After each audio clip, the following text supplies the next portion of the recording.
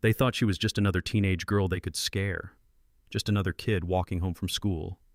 Somebody with no power, no connections, nobody important who would ever fight back. And when Officer Rick Hollis dumped a bottle of water over her head in front of half the parking lot, he honestly believed that was the end of the story. What he didn't realize was that the quiet girl standing there soaked but refusing to cry happened to be the daughter of one of the most feared special operations commanders in the U.S. military. And the moment he crossed that line, the countdown on his career had already started. Now, the girl in this story, her name was Ava Reed, and if you met her back then, you probably wouldn't have noticed anything unusual. 16-year-old honor student debate team walked to school every morning because she liked the quiet air before the town woke up. Her mom worked long shifts at the hospital, the kind of nurse who came home exhausted but still managed to ask about homework and make dinner. Her dad was usually somewhere overseas doing work nobody in the family talked about in detail. Ava grew up with two rules from him, two things he repeated her whole life: keep your head up and never let a bully decide who you are. At the time, those sounded like the kind of things parents say, you know what I mean, simple life advice. Nobody in that house expected those words would become a survival guide. It started with a debate in school, one of those classroom competitions teachers love because they think it teaches kids how to argue politely. The topic that day was police accountability. Ava stood in front of the room explaining her argument calmly, citing statistics and cases, the kind of presentation that makes teachers proud and classmates uncomfortable because it's too real. Across the room sat Caleb Hollis, football captain, local golden boy and nephew of Officer Rick Hollis. Caleb had that look about him, the kind of kid who grows up hearing how important his family is, how nobody can touch them. When Ava finished speaking, Caleb leaned back in his chair and said loud enough for everyone to hear, "Maybe if certain communities respected the police more, none of this would be happening." The room went quiet.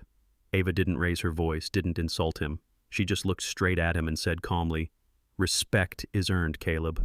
Authority doesn't mean you get to abuse power." That was the moment everything changed. You could see it in his face. Humiliation, anger, the realization that someone had just challenged him in public. The debate ended. Ava's team won, and students started filing out.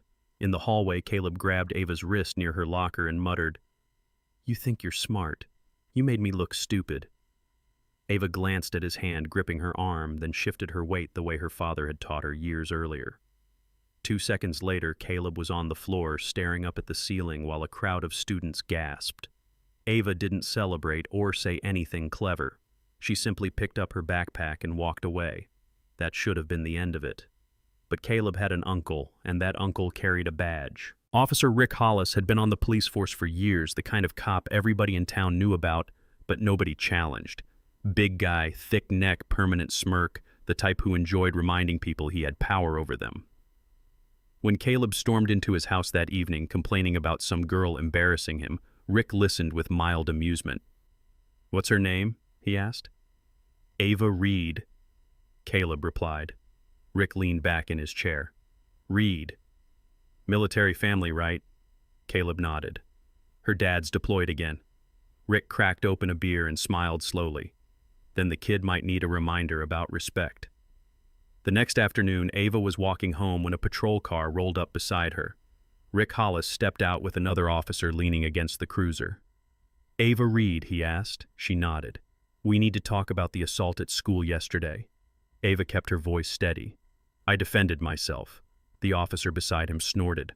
Hollis stepped closer and lowered his voice. "Funny thing about witnesses, they get confused." He grabbed her arm suddenly and shoved her against the cruiser. "Listen carefully," he whispered near her ear. "Your daddy isn't here to protect you."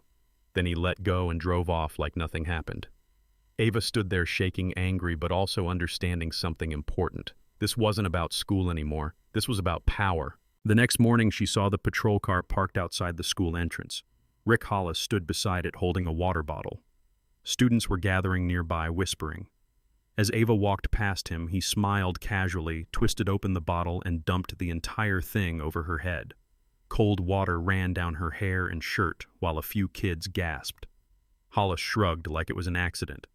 "Oops," he said. Then he leaned closer and whispered, "You gonna cry?" Ava wiped water from her face and looked him straight in the eyes. "You're a disgrace to your uniform." For a split second, the smile disappeared, but then he walked away laughing. Across the street, an older neighbor had recorded the entire scene on his phone. Yeah, that happened. That night, Ava told her mom everything. Lisa Reed listened with growing anger, the kind of quiet fury parents feel when someone threatens their kid. Her first instinct was to march into the police station immediately, but Ava shook her head. He runs that place. Lisa hesitated. Your dad will be home in 3 weeks. 3 weeks felt like forever. What none of them expected was that Ava's father would walk through the front door the very next morning. Colonel Marcus Reed had just returned early from an overseas mission. He hugged his wife, then noticed the bruise on Ava's wrist. What happened? He asked quietly. Ava looked at her mom, then told him everything. The debate Caleb, the threats, the water incident. Marcus didn't interrupt. He just listened. When she finished, he asked one question. What's the officer's name? Rick Hollis. Marcus nodded slowly. I'm going to have a conversation. Later that day, he walked into the police station and asked to speak with Hollis privately. The officer met him with a smirk. You Ava's dad. Marcus remained standing. My daughter says you've been harassing her. Hollis shrugged. Kids exaggerate. Did you pour water on her? Maybe she needed cooling off. Marcus stepped closer until Hollis had to tilt his head up to look at him. You've made a mistake, Marcus said quietly. Hollis folded his arms. What are you going to do, soldier? Marcus looked him straight in the eye. Show you what consequences look like.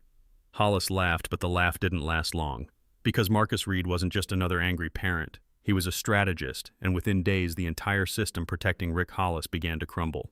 The neighbor's video went public first. Local reporters picked it up, then more footage surfaced. The roadside threat, the patrol car following Ava home at night. Business owners began speaking quietly about years of harassment and illegal shakedowns. State investigators started asking questions. Internal affairs opened a case. Hollis panicked, and when bullies panic, they tend to make mistakes. Late one night, Hollis showed up at the Reed house with several officers and a fake warrant. They forced their way inside, shouting accusations, smashing drawers, knocking pictures off the walls. Marcus watched silently while hidden cameras recorded everything. You realize this is illegal, he said calmly. Hollis laughed. Prove it. Marcus didn't argue because he already had proof. 2 nights later, Hollis tried one final, desperate move. He returned to the house again with a small group of officers, headlights off, planning to intimidate the family one last time. They kicked in the door, expecting fear. Instead, they walked straight into a trap. The lights snapped on. State police and federal investigators stepped out of the shadows. Cameras recorded every second. Marcus Reed stood calmly in the living room while Hollis realized the situation had flipped completely. You're done, Marcus said quietly. Hollis lunged for his weapon, but seconds later he was face down on the floor in handcuffs while sirens filled the street. The raid meant to silence a teenage girl had turned into the arrest of a corrupt officer and several of his allies. The investigation that followed uncovered years of misconduct, bribery, intimidation, false arrests. Officers turned on each other, city officials resigned, and Rick Hollis eventually accepted a plea deal that would put him behind bars for over a decade. But the most powerful moment came months later in a courtroom when Ava took the witness stand. She looked directly at the man who had tried to break her and calmly told the truth. Not just about what he did to her, but about what happens when people with authority believe nobody will challenge them. When she finished speaking, the courtroom fell silent. Outside, people applauded because the girl they thought was powerless had exposed an entire system. So here's the question I want to leave you with. When the very people meant to protect a community become the threat, what are ordinary people supposed to do? Was Marcus Reed right to use every resource he had to bring that officer down, or should he have trusted the same system that had already failed his daughter? I'd really like to hear what you think, because situations like this raise uncomfortable questions about power, accountability, and justice. If you've ever seen something similar in your own community, or if you think the father went too far, drop your thoughts in the comments and let's talk about it.